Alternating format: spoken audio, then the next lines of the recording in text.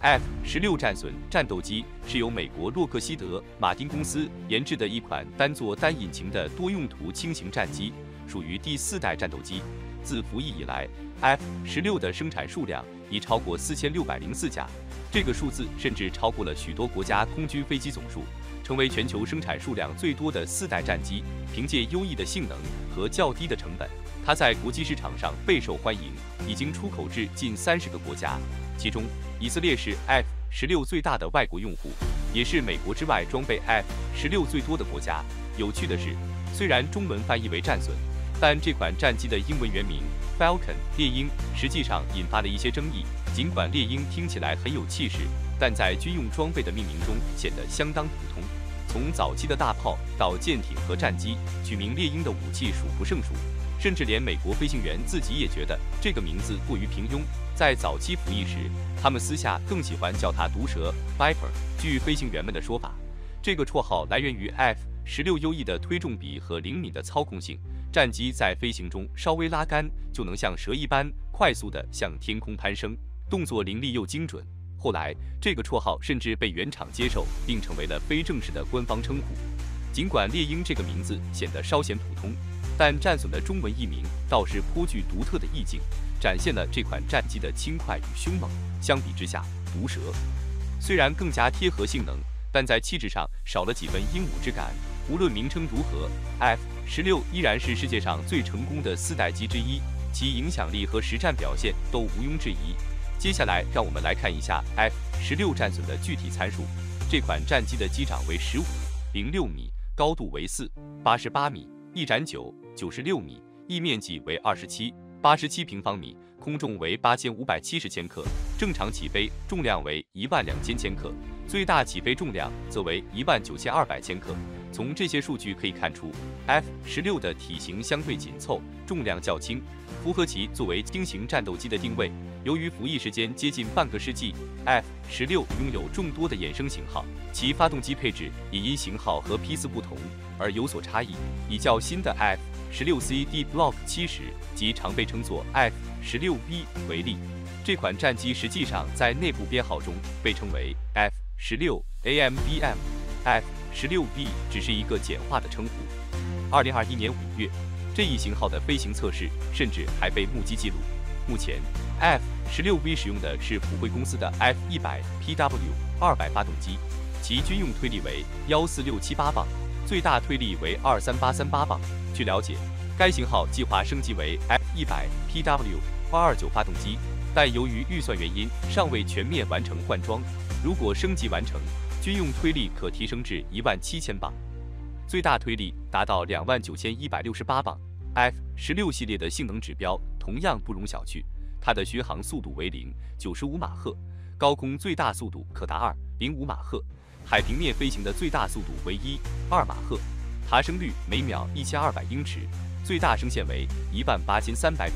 在挂载副油箱的情况下 ，F-16的最大航程可达4220公里，作战半径约为900公里。F-16凭借其先进的气动布局和高推重比发动机，具备极为优异的机动性和飞行性能。在高度6000米的情况下，从0.9马赫加速到1.2马赫仅需19秒，进一步加速至1.5马赫则需要48秒。虽然 F-16的升限不算特别高，但其爬升性能相当出色。比如，在海平面时，它的最大爬升率约为每秒305米；在6000米高度时，这一数值下降到每秒183米。即使在9000米高空，它仍然能保持每秒120米的爬升率。此外，由于气动设计的高效性和发动机的燃油经济性 ，F-16的航程表现也颇为优异。作为一款现代多用途战机 ，F-16在武器搭载能力上同样表现非凡。标配的武器是一门20毫米 M612火神机炮，同时还可挂载多种火箭、炸弹和导弹。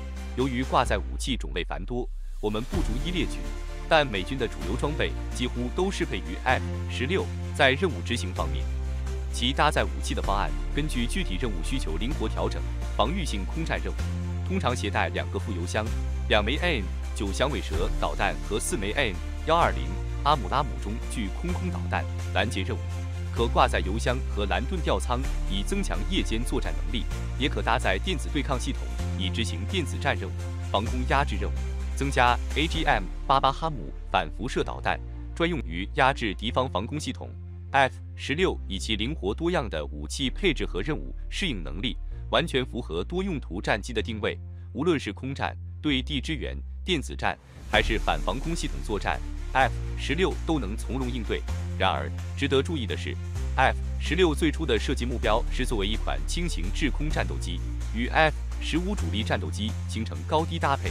但随着时间的推移，它逐渐演变为如今的多用途战斗机，充分展现了其卓越的适应性和发展潜力。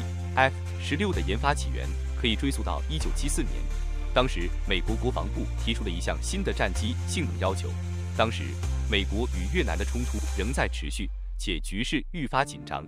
为了应对战事可能的进一步升级，美军空军被派遣到越南。然而，他们很快发现，美军的现有战机在机动性和敏捷性方面远不如苏联的米格战机。特别是到1968年，已有22架美军飞机在空中被米格击落，这使得曾经掌握制空权的美军感到了空前的压力。因此，改变这一局面迫在眉睫，迫使美国开始研发新一代战机。1972年 ，F-15英式战斗机应运而生，但并非所有人都认为它是最理想的选择。尽管 F-15作为一款空优战机，在初期具有较高的期望，但其额外的功能和性能提升，使得它的重量大幅增加，导致它偏离了原本的设计理念，变得不再是顶尖的空对空战斗机。此外 ，F-15的高昂造价也是美国空军的一个负担。因此，他们开始寻求一种新的、更具性价比的空优战机。在这种背景下，美国空军上校约翰·伯伊德带领一支名为“战斗机黑手党”的团队，致力于设计一种比 F-15更为优秀且成本更低的战斗机。该团队的目标是开发一款体型更小、造价更低且性能超越全球任何现有战斗机的飞机。最终，1971年，国防部长戴维·帕卡德批准了这一计划。1972年，五角大楼开始征求新的战机设计方案，5家公司分别提交了自己的设计方案。最终，2个设计方案脱颖而出，一个是由通用动力公司设计的 YF-16，另一个是由诺佩拉普公司设计的 YF-17。空军为这2个方案各预定了一架原型机，并计划通过试飞来决定哪个方案最终会胜出。尽管如此， F-15依旧是当时美国空军最重要的战斗机。1974年，在爱德华空军基地 ，YF-16准备展示其性能。这架由通用动力公司设计的战斗机开始滑行，但就在加速过程中，飞机突然剧烈偏航，一侧机翼、悬挂的导弹和尾翼与地面发生碰撞，飞行员仅有几秒钟的反应时间。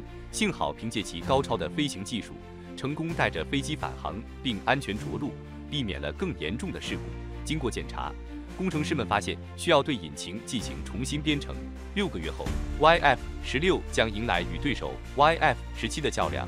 与 YF-16相比 ，YF-17拥有更大的机翼和更轻的重量。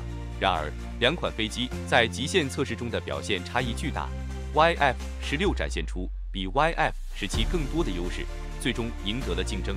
美国国防部长约翰·麦克拉卡斯宣布将生产650架这种新型战机。随后 ，YF-16进入征产阶段，最终被命名为 F-16战损。自1981年服役以来 ，F-16几乎参与了所有重要的军事冲突，包括贝卡谷地空战。尤其在伊拉克和阿富汗战争中 ，F-16执行了近1/3的近距离空中支援任务。尽管 F-16原本设计为空对空战机，但它在执行地面支援任务时也展现了出色的能力，证明了其多用途作战的优势。在伊拉克战争期间，美国空军的林奇中校执行了一次紧急的近距离空中支援任务。接到任务时，他们获知25名英国特战队员被500名伊拉克军队包围。伊拉克军队关闭了所有灯光，特战队员急需帮助。飞行员需要通过红外线标识器确认目标位置，但时间紧迫，飞行员无法清晰地判断目标并进行投弹。此时如果什么也不做，局势只会进一步恶化。林奇决定利用音爆作为一种战术武器，当飞机突破音障时，产生的冲击波能对地面产生极大的震慑作用。但这种战术要求它必须在恰当的时机迅速爬升，否则后果不堪设想。此外，它还必须保持足够的速度，以应对来自地面萨姆导弹和高射炮的威胁。林奇将 F-16降至云层以下，距离地面约3000英尺时，它迅速爬升并俯冲，制造出震耳欲聋的音爆，震慑了地面敌军。就在这一刻，座舱内的警告系统突然响起，显示一枚导弹正快速锁定它。林奇毫不犹豫地开启后燃器，极力加速，尽可能快速爬升，试图让导弹越过战机。经过一系列惊险的机动，警告信号停止了。最终，他成功确定了地面部队的情况，而音爆震撼有效地为特战队员赢得了宝贵的撤离时间。这一切都得益于 F-16卓越的机动性能，帮助林奇中校在危机时刻成功执行任务并安全脱险。F-16战机自服役以来，参与了众多关键战役，包括轰炸伊拉克核反应堆、第5次中东战争、海湾战争等。在海湾战争中， F-16成为了美国空军出动率最高的飞机。之后，在科索沃战争和各类演习中也活跃着它的身影。随着时间的推移， F-16逐渐面临着更现代战机的挑战，尤其是与 F-35的对比。2015年1月14日，在加利福尼亚爱德华空军基地， F-16与其接班人 F-35进行了性能对比，结果几乎每一场争斗中， F-35都能轻松应对 F-16的挑战，甚至反客为主。即便 F-16拥有众多忠实粉丝，现实却是这款战机逐渐走向退役。虽然它的生产线依旧在运行，且仍有26个国家的订单， F-16在美军中服役的日子已不多。然而，由于其广泛的国际客户， F-16将会在许多其他国家的空军中继续服役一段时间。尽管如此，随着 F-16不断推出新型号，如 F-16V， 各国客户迟早会转向更新更先进的 F-35。至于像 F-16V 这样较新的型号，它能在服役中坚持多久，可能将取决于技术更新与各国军方的具体需求。